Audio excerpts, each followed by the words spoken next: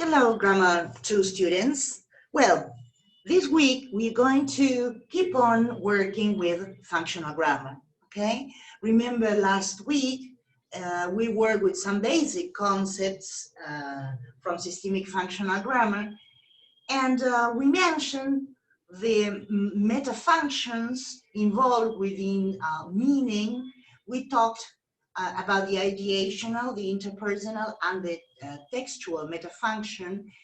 And I said Halliday develops categories related to the different meta functions. When he works with the clause as message within the textual dimension, Halliday talks about thematic structure. And to describe thematic structure, he creates the concepts of theme and rhyme. He defines theme as the point of departure of the message, what the speaker wants to talk about, what the writer wants to write about. And it is realized by initial position in the clause. And then, well, the counterpart would be the rhyme, which is the development of the theme. I think we have already mentioned these categories in Grammar 1 when we dealt with a grammatical meta-language. When we think in terms of the structure, the thematic structure of the clause, that is the point of departure or theme and the rhyme, we have to bear in mind another very important concept within functional grammar, which is the concept of markedness. This is a concept we have worked with before, so you have an idea what that means.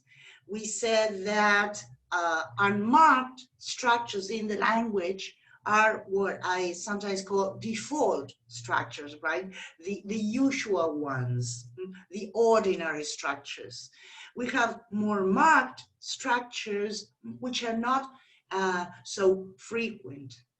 I always say that we go for marked structures when we have a very good reason for doing so.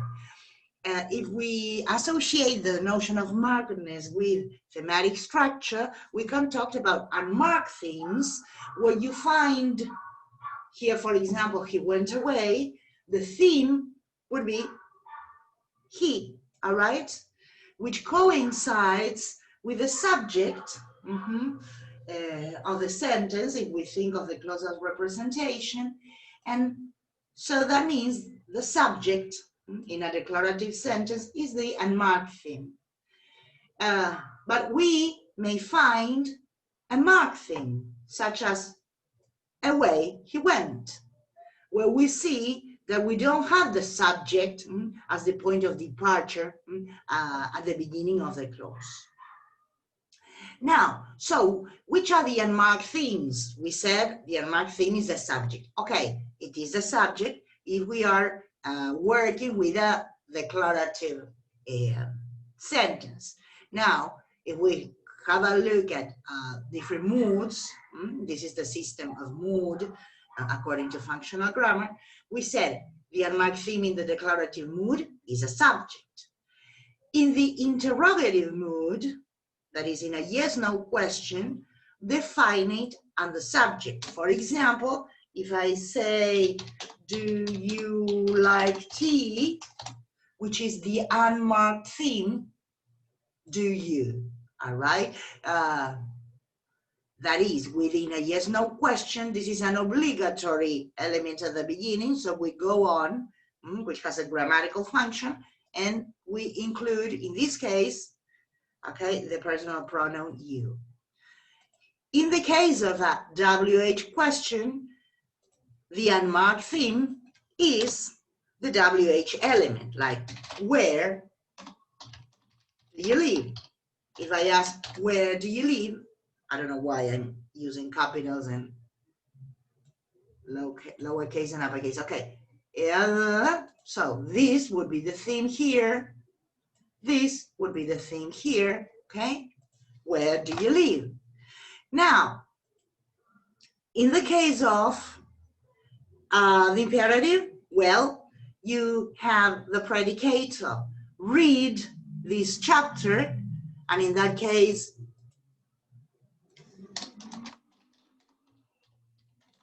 the unmarked thing would be read. And if you have you too, okay, you read this chapter or read this chapter. And in the case of, I don't know, let's do it together. The unmarked theme would be let's, okay? As of course, if you have a negation, the preceding don't belongs into the theme too. In the case of an exclamative sentence, or clause rather, because that's the word used within systemic functional grammar, the unmarked theme is the exclamative WH element. For example, what a great speaker you are, which is the unmarked theme. What a great speaker. Okay? All of these would be instances of unmarked theme, the default elements. All right? Okay. Of course, this means, let's think of this example. She bought a new car last week. If I say that she bought a new car last week, she here is the theme, and we know it is unmarked. Now, you could also say last week she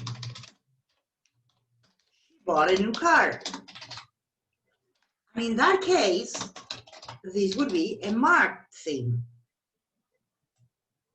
This one, last week, okay?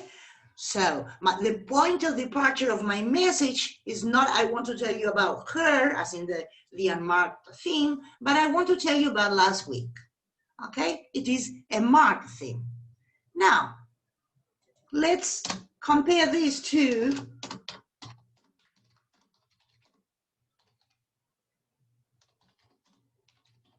A new car she bought last week. Look at my sheet. Okay, a new car she bought last week. Is this marked or unmarked? Of course it is marked.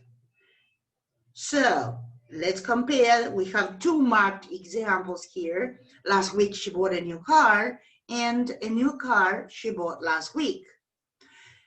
Probably you can see, I'm sure you can see, that there are degrees, let's say. There is a climb of markedness. We go from the most highly marked to the least marked, okay? So we go from unmarked to highly marked, and there's something in between. Here, a new car she bought last week is more highly marked than last week she bought a new car, okay? And she bought a new car is the unmarked example. All right, up to now, we have been talking about cases where we had simple themes. That is, themes made up of just one unit. One unit. I'm not saying one word, of course. Remember, I don't know, last week. But that constitutes a unit, so it is a simple theme. In order to think about simple and multiple themes, we have to take into account the system of transitivity. Let's say, if there is a single constituent in the theme, that is one unit, that element will be the topical element. And what is the topical element? It is an element within the system of transitivity. It is an element which basically refers either to participants or circumstances within the clause. In all our previous examples, okay, in one case it was she, I don't know, Susan, okay, a participant. Last week, a circumstance. A car, again, a participant. But there are other possibilities. You may have the topical element, which is obligatory, but you may also find elements, components related to the textual or the interpersonal dimension. For example, from the textual component, continuative, well, oh, now, let's, this is very common in the language. Well, you should study more. Let's work on that example. I say, well, you should study more. Okay. Well, you should study more, which is the theme. Can I use well as the theme? I mean, is this the point of departure of my message? Do I want to tell you about well? No, no way. I have to go on because I need a topical element. Well, so the theme in this particular clause would be, well, you. Why? Because well, all right, is related to the textual component, okay, to the creation of texture. But the topical element is you. I want to tell you about you, all right? So this example would be an example of a multiple, marked or unmarked theme. Okay?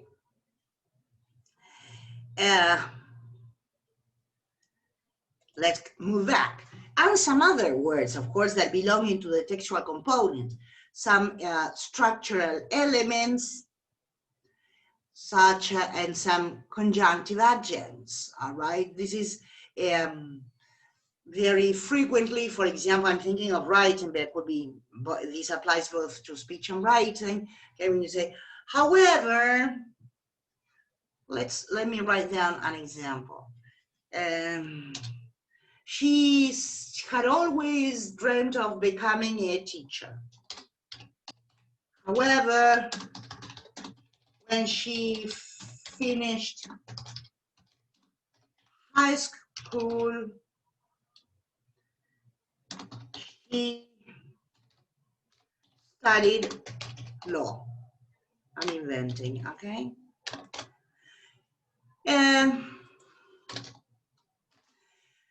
She had always dreamt of becoming a teacher. However, when she finished high school, she studied law. Let's look at this clause.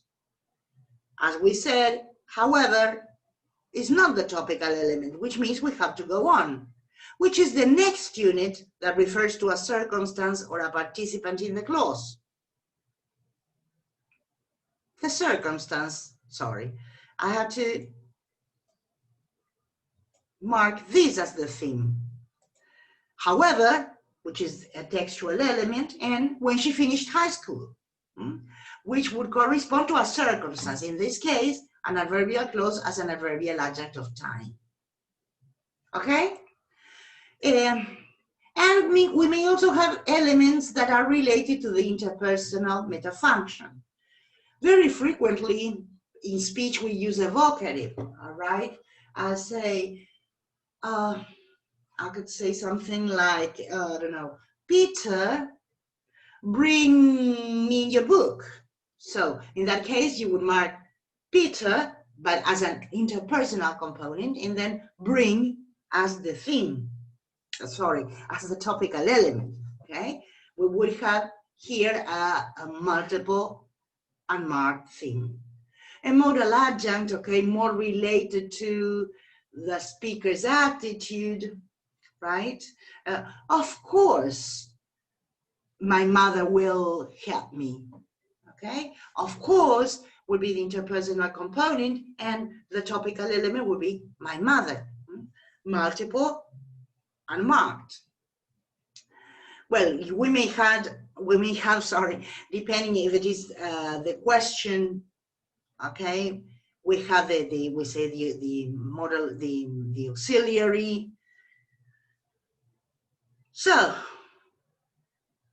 we may have then multiple themes that may be marked or unmarked. Up to now, we have provided examples of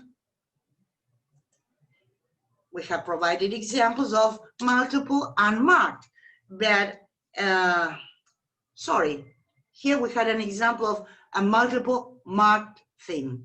We have examples of both. No? This is multiple unmarked, and this is multiple marked. Okay, so multiple themes. Here you have some other examples. And you know, unless some kind of peaceful negotiated solution emerges in the coming months and years, I don't think this crisis is going to get any better. Think about it, huh? Unfortunately, most Venezuelans that I've talked to that have fled the country are doing so because they don't see any change in sight. Aha. Okay, think about it. Which is the theme of the first sentence or clause? We all agree that "and" cannot be a theme on its own. What about "you know"? This is connected to which of the meta functions? Of course, the interpersonal meta function. So we have to go on. Which is the topical element? Pay attention to boundaries.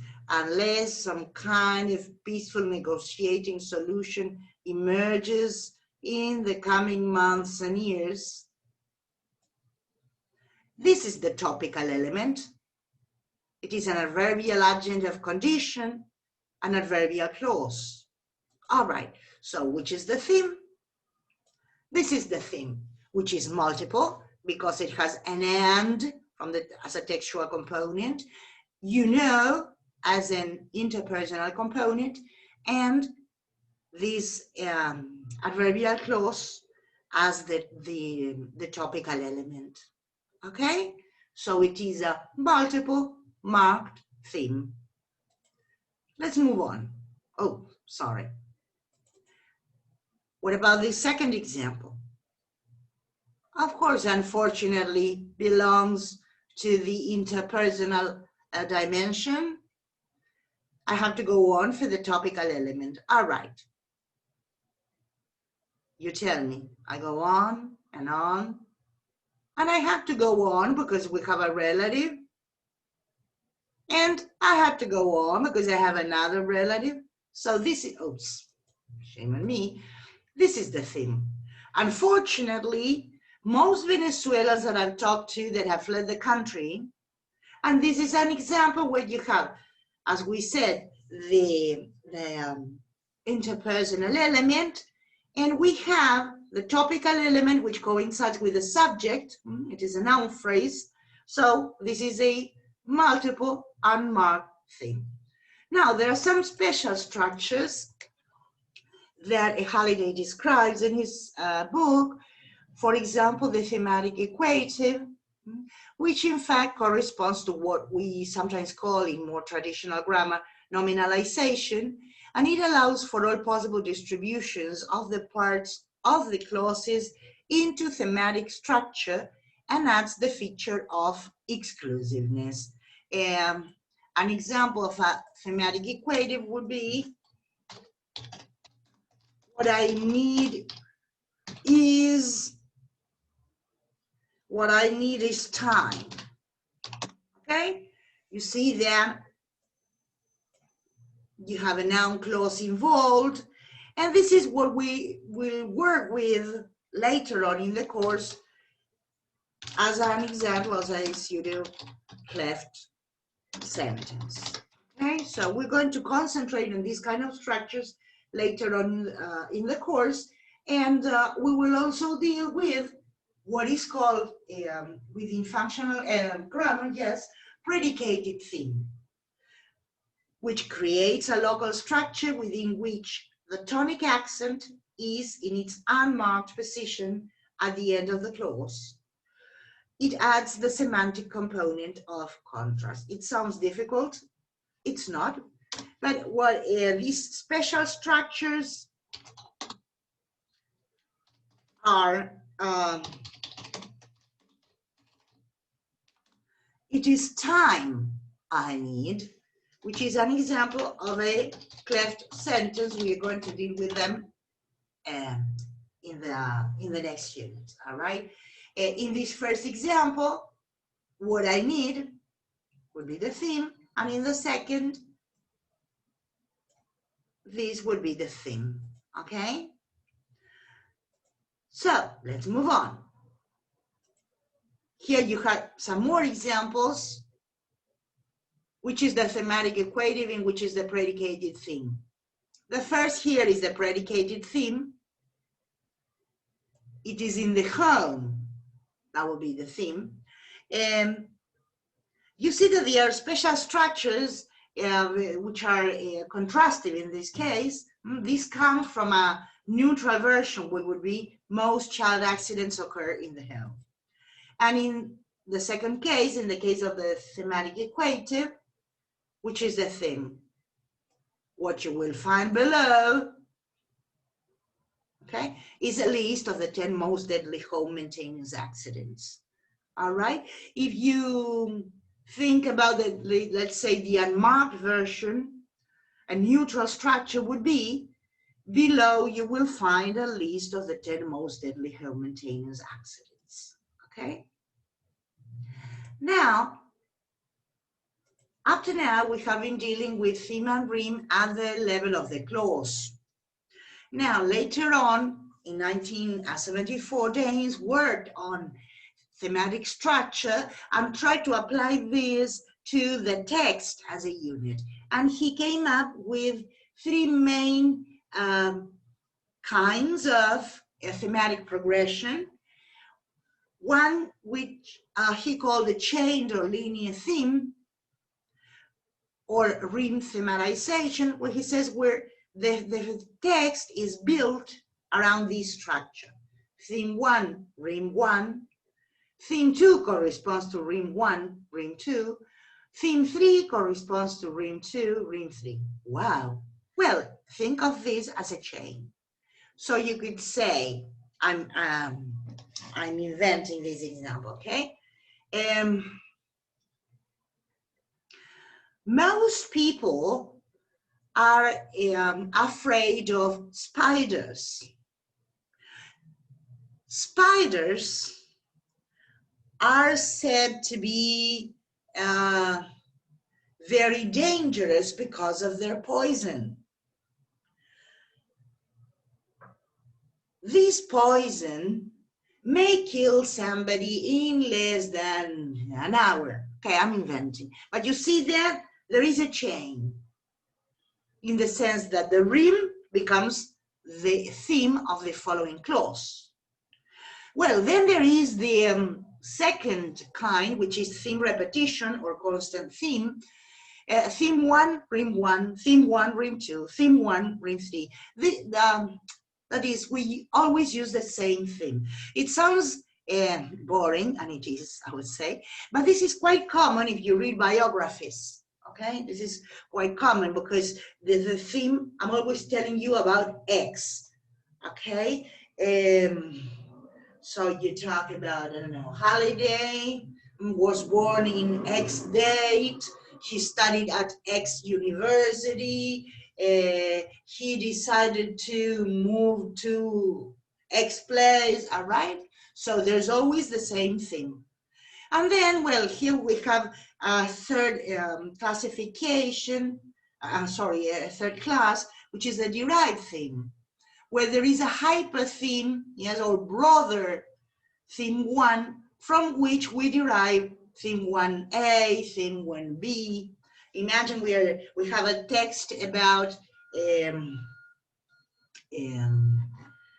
animals. So I say most animals are associated with certain traits, and then in the following clauses, I use these, I use themes which are derived from theme 1, from most animals, so I say. Dogs are supposed to be loyal. Cats are supposed to be lazy. And horses are said to be hardworking. Okay, so all the themes are associated to my hypertheme. There are some other elaborations on thematic progression. It is an interesting topic, right? To see how texts are organized in terms of their thematic progression. All right. Now, in these last two slides, number 12 and 13, you have some examples, and the idea is you find that you mark the theme of all these examples and decide, of course, if they are simple or multiple, marked or unmarked. Okay? The idea is you work on this, and later on in the week, I will post a key. Okay? Well, thank you for listening to me.